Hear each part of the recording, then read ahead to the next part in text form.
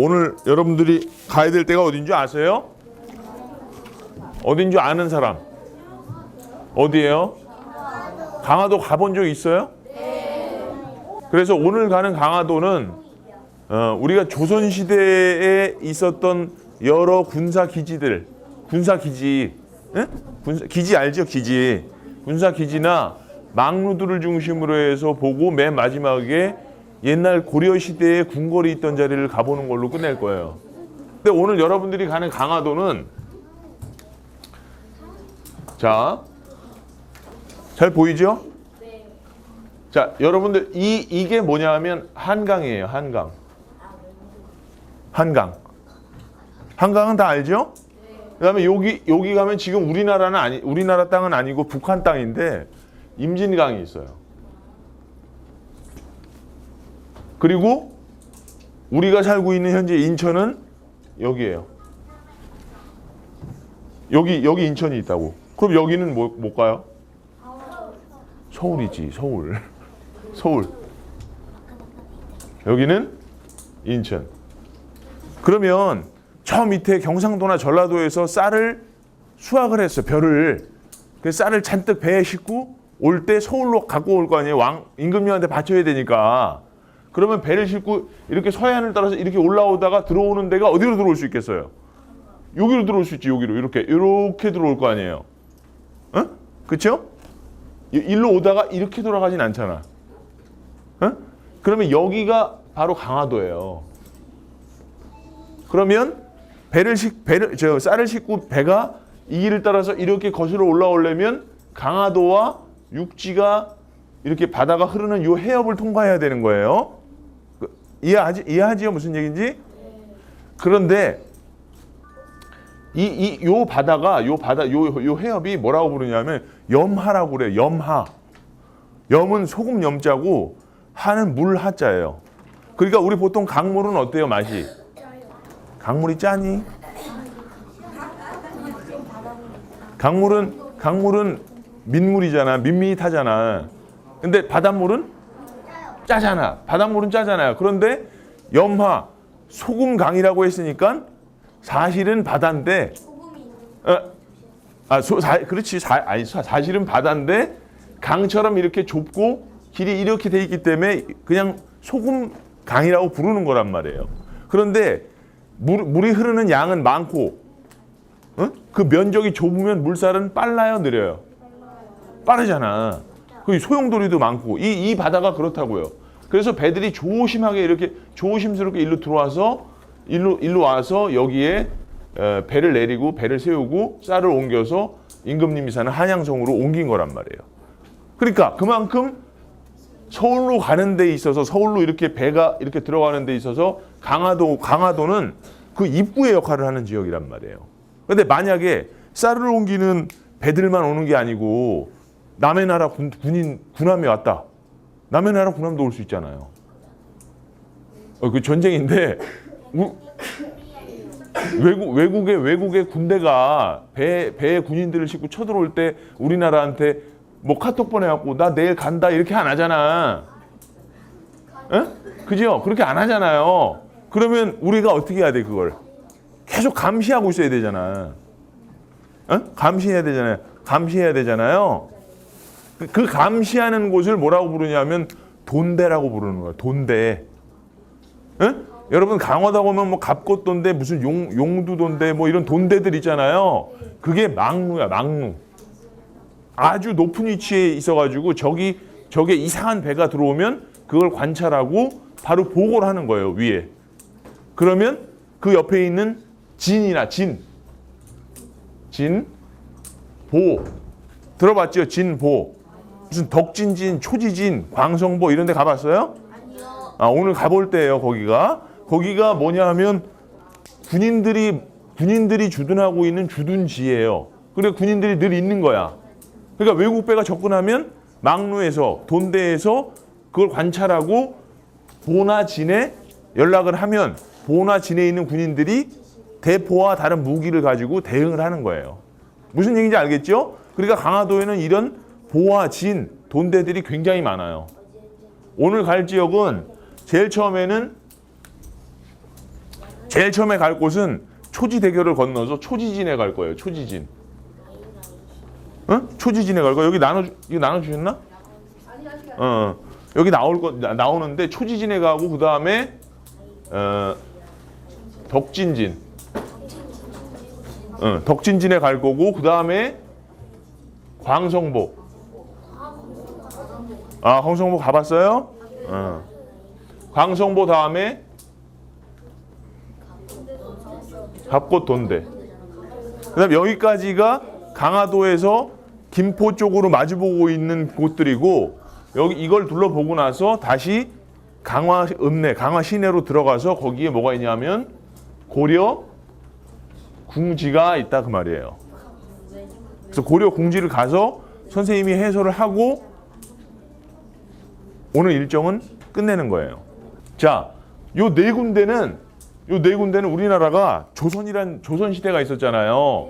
조선이 망할 무렵에 외국 군대가 쳐들어와서 대포로 그 진지 이 기지들을 다 파괴하고 우리나라 군인과 양민들을 죽인 데들이에요, 다. 이 지역들은. 그러니까 우리나라 역사에서 봤을 땐 되게 여러분들 표현으로 하면 어떤 시대예요? 어떤 시기예요? 아니, 뭐 여러 가지 얘기들이 나오네. 그러니까 조선 후기에 아주 비극적인 역사를 담고 있는 곳이란 말이에요. 우리가 다음에 갈 곳과는 좀 다르게. 그러니까 여러분들이 그런 유적지에 갔을 땐 그냥 그랬구나 하는 것뿐이 아니고 우리가 현재 2013년에 살고 있잖아요. 우리는. 그럼 우리 조상들이 그렇게 살아왔어요. 외국한테 당하고 잘 못해서 외국한테 당하고 피해 입고 나중에 일본의 식민지까지 되잖아요. 그럼 우리들이 지금 그것을 과거 역사에서 일어났던 그런 일들을 보고 우리는 지금 어떻게 살아야 될지 한번 생각해보는 기회가 됐으면 좋겠어요. 여러분들이. 이해하죠? 우리나라가 조선시대가 몇 명의 왕이 있냐면 27명의 왕이 있어요. 27명의 왕이 있는데 예를 들면 아버지가 있었어요. 왕이 아버지가 있었어요. 근데 그 사람이 죽으면서 자기 자식한테 왕위를 물려주잖아요. 물려주는데 아들이 없으면 어떡해? 1860년대라고 그러면 지금부터 한 150년 전이잖아요. 1860년 되면 이 150년 전에 어떤 왕이 있었냐 하면 철종이라는 왕이 있었어. 철종이라는 왕이 있었는데 이 왕은 원래 어디 살았냐 하면 바로 오늘 우리가 가는 강화도에 살았던 사람이에요. 원래 왕을 물려받기를 약속돼 있던 사람이 아니고 강화도에서 막 사냐를 뛰어다니던 사람인데 갑자기 왕이 된 거야. 그래서 한양으로 들어가서 한양에서 왕 노릇하다 죽었는데 자식이 없었어요. 자식이 없었어. 그러면은 자식이 없기 때문에 철종의 아들이 없기 때문에 누군가 다른 사람이 왕을 해야 되잖아요. 누군가 왕을 해야 되잖아요. 근데 그 왕을 철종하고는 직접적인 관련이 없지만 조선 왕족 중에 한 명한테 왕을 시켜요. 그게 나중에 보는 고종인데 고종이 너무 어렵기 때문에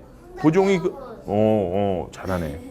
고종이 너무 어렵기 때문에 고종의 아버지였던 이하응이라는 사람, 이하응이야 이름이 이하응. 이하응이 흥선대원군이 고종 대신에 조선의 정치를 이끌어 나갔던 거예요. 그런데 흥선대원군이라는 사람의 부인은 흥선대원군의 부인이 있으니까 고종이 나왔을 거 아니야. 교회를 다녔어요. 교회를 다녔어요. 요즘 우리 어디 가면 뭐 무슨 장로교회, 무슨 감리교회 이런 교회 말고 성당을 다닌 사람이야. 근데 여러분들 교회는 기독교는 원래 우리나라 사람들이 갖고 있던 신앙이에요? 아니요. 그럼 서양에서 내려온. 그렇지, 서양에서 들어온 거지. 그러니까 원래는 없었겠지 처음에는. 그게 나중에 서양의 선교사들이나 이 신부들을 통해서 들어와서 우리나라에 퍼졌을 거 아니에요. 그래서 대원군, 말하자면 우리나라를 이끄는 최고 지도자의 부인도 천주교를 믿을 정도로 많이 퍼진 거예요. 그러니까 우리가 이 기독교를 봤을 때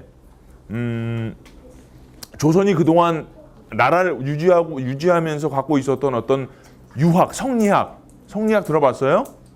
성리학 뭔지 알아요? 알아요? 성리학과는 전혀 다른 관점을 갖고 있는 사상이란 말이에요. 천주교는.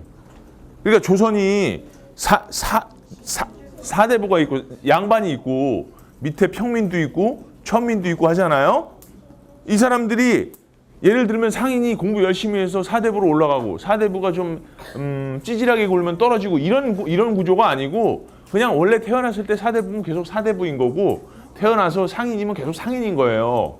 여러분들과는 다르죠. 지금과는 다르잖아요. 여러분들이 공부를 열공을 해서 뭐 어느 좋은 학교에 가서 좋은 학교 가고 뭐 해서 아주 좋은 직장을 얻었다. 그 여러분들이 이 지위가 올라갈 거 아니에요. 지금 우리가 살고 있는 시대는 그게 그래도 가능한 시대지만 조선 시대에는 그게 불가능한 시대였단 말이에요. 그러니까 그게 1, 2년 갔던 것도 아니고 조선이 몇 년을 가요. 500년 넘게 가잖아요. 그러면 능력은 있는데 신분이 안 좋은 사람들은 여러분들 같은 어린이들은 어떤 생각을 갖겠어요? 불공평하다고 생각할 거 아니에요. 불공평하다고 생각하기 때문에 서양에서 들어온 기독교 사상을 되게 적극적으로 받아들였어요. 많은 사람들이. 근데 여러분들 흥선대원군 하면 떠오르는 게 뭐예요?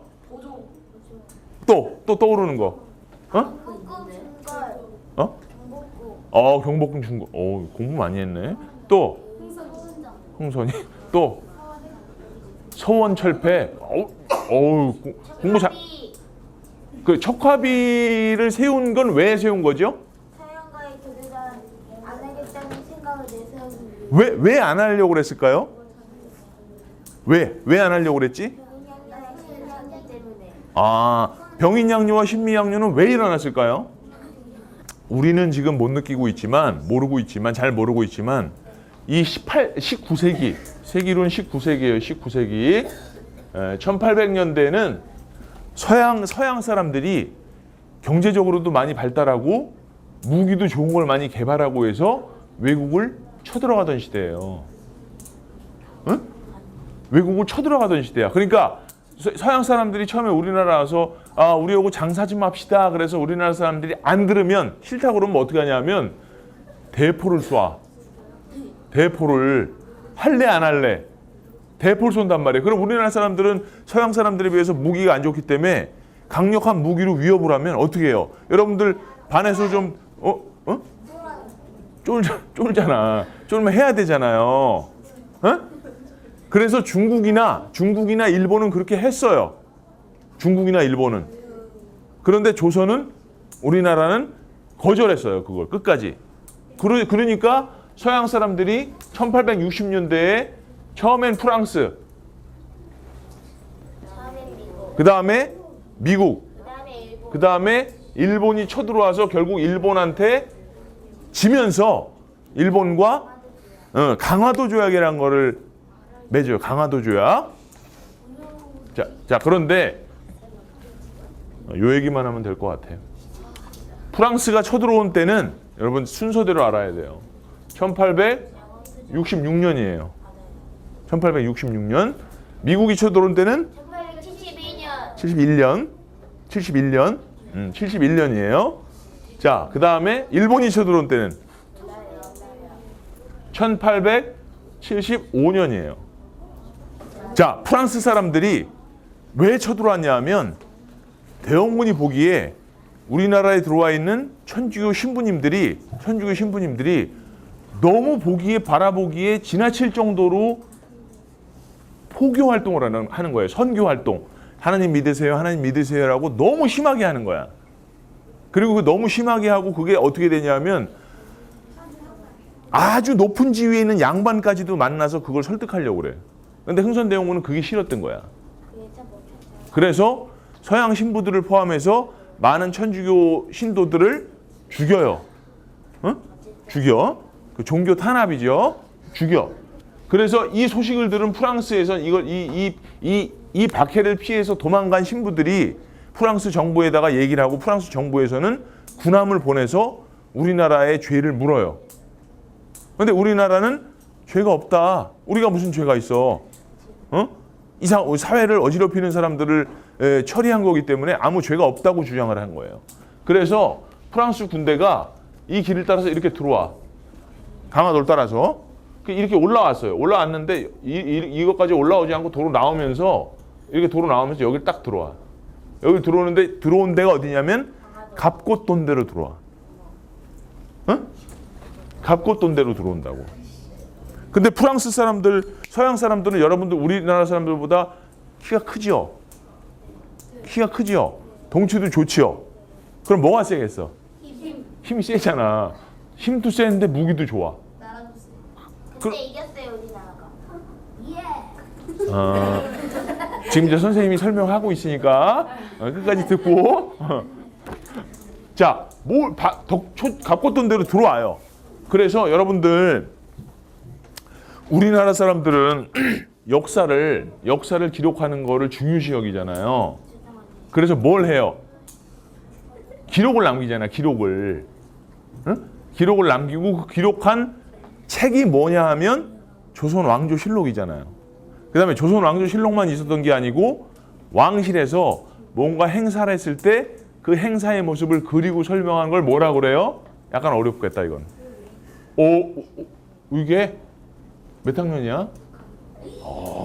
진짜 공부 진짜 잘하네. 박수. 의궤라고 그래요. 의궤. 이런 것들을 전국적으로 산속에다가 몰래 나눠놔요. 몰래 나눠놔. 그걸 네 군데로 나눠놔요. 그런데 그 중에 한 군데가 오늘 우리가 가는 강화도에 있는 정족산이라는 곳에 나눠놔요. 정족산. 정족산에 놓는다고. 그리고 이 정족산에는 산성이 있고 프랑스 사람들은 갑곶돈대로 들어와서 정족산 성으로 들어가요. 그 다음에 강화도 읍을 들어가. 읍이란 거는 그 강화도 안에서 제일 중심지예요. 들어가서 외교장각, 오늘 우리가 가는 고려공주의 저쪽 위에 있는 그 외교장각으로 들어가서 의궤나 뭘 또 많이 훔치냐면 금괴를 훔쳐. 금괴가 뭔지 알아요? 금덩어리 훔친다고. 그리고 심지어는 강화도에 있는 큰 종이 얼마나 하냐면 여러분들 큰 종 본 적 있죠? 우리 몸집보다 더 큰 종. 이만한 거. 구리로 만든 거 있잖아요. 기념품이잖아. 기념품이라고 생각하고 훔쳐가고 가다가 딴 건 다 훔쳐가고 갔는데 종은 너무 무거워가지고 강화도 바닷가에 버리고 가 그냥. 그리고 의궤라든가 왕실의 중요한 보물들, 금괴들은 다 훔쳐가서 자기네 나라 박물관에 전시해 놓은 거야. 그걸. 지금 여러분들 영국이나 프랑스 같은 나라 가서 박물관을 가보면요. 그게 자기네 나라가 원래 갖고 있던 문화재가 아니고 그렇게 1800년대에 남의 나라를 쳐들어가서 뺏어온 거야. 뺏어온 거라고. 그러니까 여러분들 물론 그걸 갖고 간 게 나쁜 짓이지만 이렇게 하고 있다가 그거 뺏긴 사람은 어때요? 그 사람도 반성해야 돼요. 가만히 이렇게 있었으니까. 준비를 안 하고. 자, 프랑스 사람들이 갑곶돈대로 들어와서 정적선성으로 들어갔다가 우리나라 군대는 졌어요. 이 프랑스군한테. 졌어. 그래서 강화도에 있던 어떤 장군 하나가 이쪽에 있던 사람들, 경기도, 황해도, 강원도에 있던 어떤 사람들을 모집하냐면 사냥꾼을 모집해. 사냥꾼은 다 뭘 갖고 있어요? 총을 갖고 있잖아요. 총. 옛날에 이때는 총을 썼으니까. 총을 갖고 있는 사냥꾼들을 전부 모집해서 그거를 모집을 해서 군대로 만들고 그 사람들을 밤에 몰래 정족산성을 기습하게 해요. 프랑스군을. 그래서 프랑스군이 거기서 진 거야. 그래서 지면서 마음이 급해져가지고 그동안 약탈했던 거 전부 배로 옮겨 싣는 과정에서 종은 너무 무거워서 두고 내린 거예요. 그게 1866년에 일어난 일이에요. 1866년에 프랑스가 들어와서 정족산성에서 패배하고 나중에 1871년에는 미국이 들어와서 우리하고 싸우는데 그때는 우리가 완전히 져. 이따가 가보게 될 이 광성보에 가보면 그 얘기가 다시 나올 텐데 미국 군대하고 우리나라 군대하고 싸웠는데 우리나라 군대는 몇백 명이 죽었는데 미국 군대는 3명 죽어. 3명. 맞아요. 알죠? 그리고 심지어는 우리 장수가 쓰던 큰 깃발을 미국이 갖고 가서 자기네 나라의 해군 사관학교에 진열을 해놔요. 창피하게 우리가 얼마나 창피해. 응? 자, 그리고 요때부터 요때 사이에 어떤 일이 일어나냐면 대원군이 고종이 어른이 된 거야. 고종이 애였기 때문에 대원군이 대신 통치를 하잖아요. 그런데 요 사이에 고종이 커버린 거야. 컸다고, 어른이 됐다고, 어른. 어른이 돼서 대원군은 물러나게 돼요. 그리고 이 물러나게 된 이후에 일본 사람들이 강화도로 또 들어와. 초지진에 딱 들어와가지고 어떻게 하냐면 여러분들 돈 대고 기지에서 감시한다고 그랬잖아요. 감시 딱 하고 있는데 일본 배가 온 거야. 일본의 군함이. 근데 군함에서 해안으로 오려면 군함이 쭉 밀고 들어와서 들어올 수는 없잖아요. 왜 못 오죠? 왜 못 와요? 큰 배가 왜 육지까지 바로 접근 못 해요? 바다에 걸리잖아. 응? 좌초하잖아. 좌초가 무슨 말인지 알죠? 좌초하니까 큰 배에서 작은 보트를 내려서 보트에 사람이 타고 이동을 하는 거예요. 보트에 타고 일본 군인들이 보트에 옮겨 타서 싹 오는데 와가지고는 어떻게 하냐면 우리 적군이 딱 들어오면 어떻게 우리 여러분은 우리 바다를 침범했습니다. 돌아가 주세요. 이렇게 방송을 할 거 아니에요. 어? 근데 모른 척하고 계속 오는 거야. 얘네들이. 일본 애들이. 그래서 근데 우리는 그러면은 우리나라에 불법적으로 허락도 없이 막 들어온 사람들을 어떻게 해야 돼요? 죽이는 건 좀 심하고 나가라고 그래야 되나? 나가라고. 근데 안 듣고 계속 오면 그래서 공포 사격을 한 거야. 공포 사격. 허공에다 대고 쏜 거라고. 오지 말라고. 그 일본 보트에 타고 있던 일본 군인들이 쫄아서 자기 배로 돌아가. 자기 배로 돌아가가지고는 자기한테 위협을 했다고 그래서 군함에서 포를 쏜 거야. 대포를 쏴가지고 여기가 초지진인데 여기서 대포를 쏴가지고 초지진을 엉망으로 만들어 버려요. 그러니까 우리나라 군대는 어떻게 해야 돼 그러면? 반격을 해야 되잖아. 반격을 해야 되나? 근데 일본 배가 머물러 있는 곳까지 대포가 안 나가. 완전 공감하네. 대포 안 나가는 거야. 그럼 우리는 싸우고 싶어도 싸울 수가 없는 거죠. 그러고 나서 일본군이 다시 배를 돌려서 남쪽으로 가면 우리가 살고 있는 인천이 있으면 요 인천 앞에 무슨 또 섬이 하나 있죠. 공항이 있는데 지금 영종도가 있잖아. 영종도로 들어와가지고는 여기 읍내로 들어와가지고는 마을로 들어와가지고 사람들 되게 많이 죽여요. 그러고 나서 돌아간 다음에 와가지고 뭐라고 카톡을 보냈냐면 야, 너 지난번에 우리한테 대포 쏴서 우리 놀랐다. 깜짝 놀랐다. 너 우리한테 미안하다고 해야지. 이렇게 얘기한 거야, 일본인들이. 말이 돼요? 말이 돼? 돼? 안 되잖아. 근데 어거질 쓰는 거야, 힘을 믿고. 그래서 결국 1876년에 강화도에서 일본하고 우리나라하고 최초의 우리나라가 맺은 근대적인 조약이에요. 근대적인 조약. 조선시대의 아주 옛날 조약이 아니고 우리가 지금 봐도 현대적인 의미의 현대적인 구조를 갖고 있는 상호 간에 이 여러 사람들 각각의 나라 간에 조약을 맺었는데 그거는 그 내용은 우리나라한테 일방적으로 불리하게 돼 있는 거예요. 불리해. 그래서 그 조약 이후에 일본하고 조약을 맺었으니까 미국도 야 그럼 우리하고도 맺어야지. 일본하고만 맺어.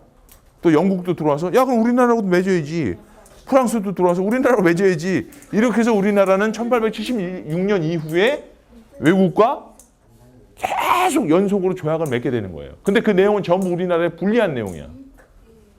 그러니까 힘이 세니까 그 사람들이 힘이 세서 힘으로 와서 야, 이 내용대로 조약 안 맺으면 너네 혼난다. 그러니까 우리나라 힘이 없으니까 그렇게 조약의 내용을 수용하고 받아들이고 조약을 맺은 거예요. 그다음부터 우리나라의 이권, 중요한 산업들, 중요한 광산 채굴권이라든가 여러 가지 권리들을 다 외국에 뺏기게 되는 거예요. 자, 그래서 이 사람들이 들어오면서 우리는 계속 조약을 맺고 우리나라의 권리를 다 뺏기고 나중에 1910년에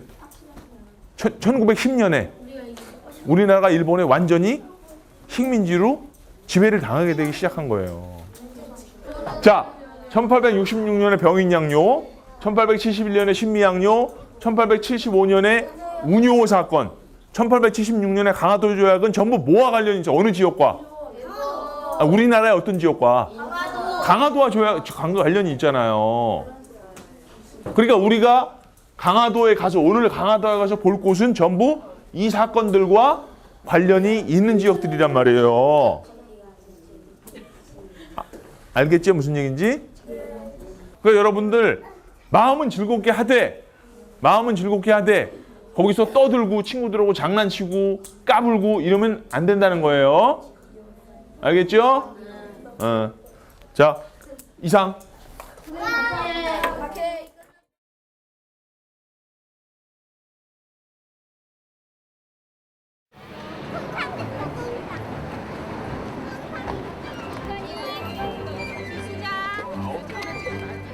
자, 여기가 초지진 입구예요.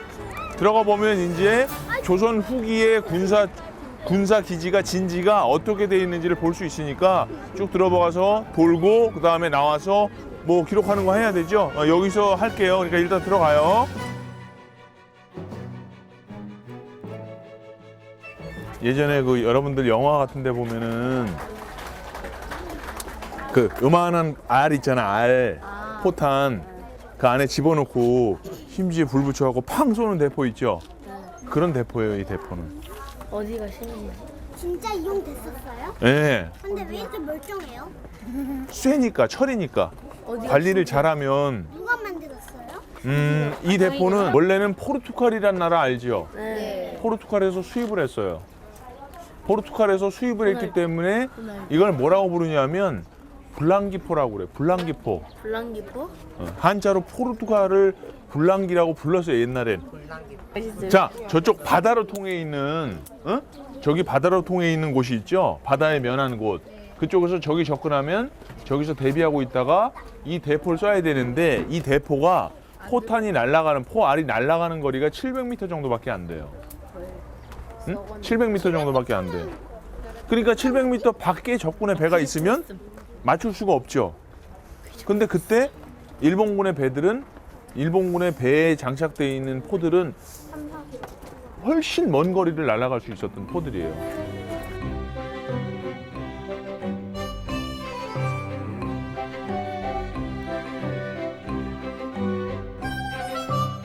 덕진진이 어떤 사건과 관련이 있다고 그랬죠? 자, 병인양요 때 어떤 일이 덕진진이 병인양요와 무슨 관계가 있어요? 프랑스 부대가 여기에서 여기에 침범해갖고 아닌가? 그게 아니고 초지진에 침범해. 프랑스 군대가 들어온 데는 갑보돈대로 들어와서 문수산성하고 강화읍을 점령하고 정족산성으로 들어갔는데 그렇지, 우리나라의 양원수 장군이 이 덕진진을 통해서 들어와서 정족산으로 몰래 잠입해서 야간에 매복해 있다가, 매복이 뭔지 알죠? 네. 숨어 있다가 적군한테 사격을 가하고 치명적인 어떤 손실을 끼쳐서 퇴각하도록 만든 전투가 여기서부터 시작된 거예요. 강화해협은 김포와 강화 사이에 있는 강화해협은 뭐라고 또 부른다고 했냐면 염하라고 한다고 그랬잖아요. 염하. 소금강. 근데 물살이 되게 빠르고 소용돌이가 치는 데가 많아요. 옛날에 고려의 임금이 난리를 피해서 조그만 배를 타고 강화도로 피난 나오는데 나룻배를 끌던 노를 젓던 사공이 있었어요. 그 사공의 이름이 손돌이야, 손돌. 알아요. 손돌. 이름이 걔 죽었어요. 손돌. 머리 자르. 그런데 이 손돌이란 저 뱃사공이 자꾸 소용돌이 치는 대로 배를 끌고 가는 거예요. 그 왕이 그걸 보고 너무 불안하잖아. 불안해가지고 너무 불안해가지고 나중에 손돌을 잡아다가 저놈 의심이 가니까 목을 잘르라고 명령을 해요.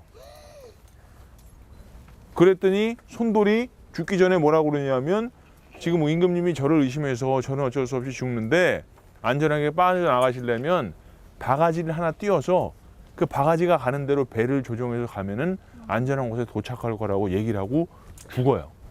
손돌이. 그러고 나서 그 말대로 정말 바가지를 띄워서 손돌이 시키는 대로 했더니 무사히 강화도에 도착을 한 거예요.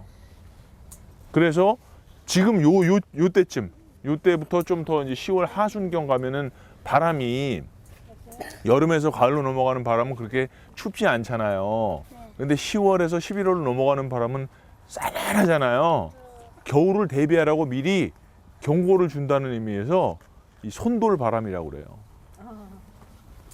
그런 전설이 있어요. 손돌. 그래서 그 소용돌이 치는 곳이 많은 곳을 손돌목이라고 불러요.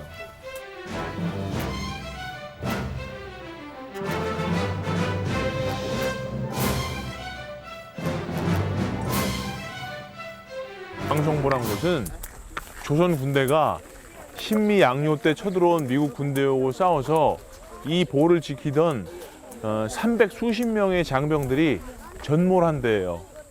자, 제네럴 셔먼호라는 배가 서울은 아니고 평양에 어떤 강이 있냐면 대동강이 있죠. 대동강을 거슬러 올라간 거야. 1866년에 병인양요가 일어나기 직전에 있었던 일이에요. 그게. 근데 옛날에는 통신 수단이 없기 때문에 그거를 알릴 방법이 없잖아요. 그리고 조선 입장에서 알려야 될 이유가 없잖아요. 근데 병인양요 때 쳐들어왔던 프랑스 군대 중에 신부가 있었는데 이 사람이 그 소문을 듣고 병인양요에서 패배해서 쫓겨난 다음에 미국 함대한테 일러준 거야, 그걸. 그래서 5년이 지난 1871년에 미국 함대가 해병대를 싣고 강화도로 쳐들어온 거예요. 자, 그런데 여기까지만 얘기해. 요게 이제 개요예요, 개요. 신미양요의 개요야. 그런데 신미양요에서 우리가 졌잖아요. 졌죠? 졌는데도 미군 입장에서는 물러났어. 미국이 물러났어. 왜 물러났냐 하면 조선이란 나라를 보건대 개방을 시켜봤자 별로 실효성이 없는 거야. 그래서 미국 함대는 잠시 머물러 있다가 물러나는데 그 물러나는 사건을 가지고 해외 신문들이 보도하기를 대원군이 갖고 있는 기본적인 정책의 올바름이 그 나라 사람들에게 어필되는 계기가 됐다고 얘기를 해. 약간 어렵지? 약간 어렵죠? 그러니까 아주 구체적인 전투 행위에 있어서는 미국이 이겼는데 그 결과로 가장 큰 이익을 얻은 사람은 대원군이 됐단 말이야. 그래서 대원군이 거기에 자신감을 얻어서 전국에 뭘 세워요? 촉합을 세우는 거야. 양의가 쳐들어오는데도 응해서 싸우지 않고 화친하려고 그러면 그건 배신하는 거라는 거지. 그리고 그 위에 한 4년, 5년 동안 더 굳건하게 나라 문을 걸어 잠그고 있다가 결국 아까 얘기했던 초지진에서 일어났던 일본군에 의해서 운요 사건에 의해서 강화도 조약이 맺어진 거란 말이에요. 자, 이거는 그냥 나중에 70년대, 80년대 묘역을 정비하면서 세운 신미양요 순국 무명용사비야. 순국이라는 건 나라를 위해서 목숨을 바쳤다는 의미잖아요. 근데 이름은 알려져 있지 않아. 이름은 알려져 있지 않은 그 300 수십 명에 달하는 사람을 기리는 비란 말이에요. 실제로 묻혀있지는 않아요. 실제로 묻혀있지는 않은데 우리 동양에서는 어떤 게 있냐면 가묘라는 게 있어. 가묘. 응? 실제로 그 사람의 시신은 없는데 그 사람을 추모하고 그 사람의 덕을 기리기 위해서 가짜로 만들어 놓은 무덤이 가묘예요. 그리고 동양은 그런 게 많아.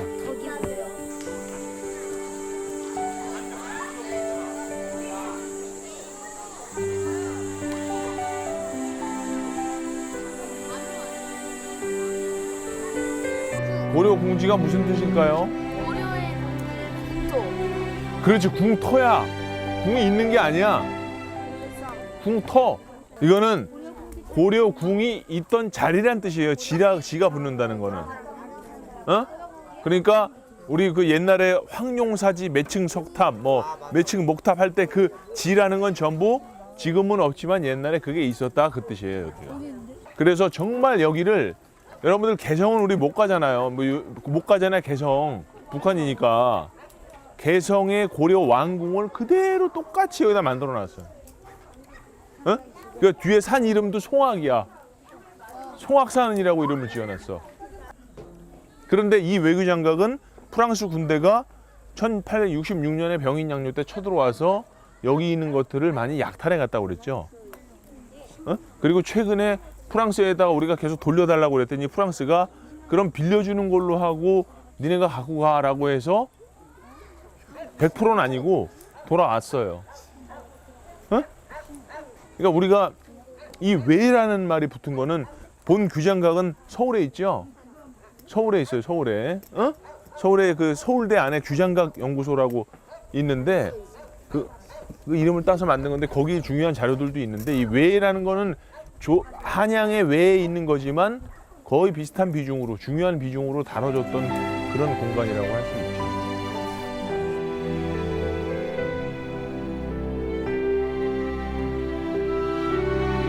힘들 거라고 생각했던 초등학생들과 함께 강화도 역사 탐방을 했던 것들이 뜻깊은 일이었다고 생각을 합니다. 아이들이 의외로 잘 따라와줬고 호응을 잘해줘서 뜻깊고 의미 있는 수업이 됐던 것 같고요. 이것이 이제 일회성 사업, 일회성 교육으로 그치는 것이 아니고 일상적으로 정기적으로 반복되는 내용을 더 심화시켜가는 그런 수업이 되고 그것을 통해서 아이들의 어떤 인문적 교양, 역사에 대한 지식, 안목을 키워나갈 수 있는 되게 중요한 밑거름이 됐으면 하는 바람을 갖고 있습니다.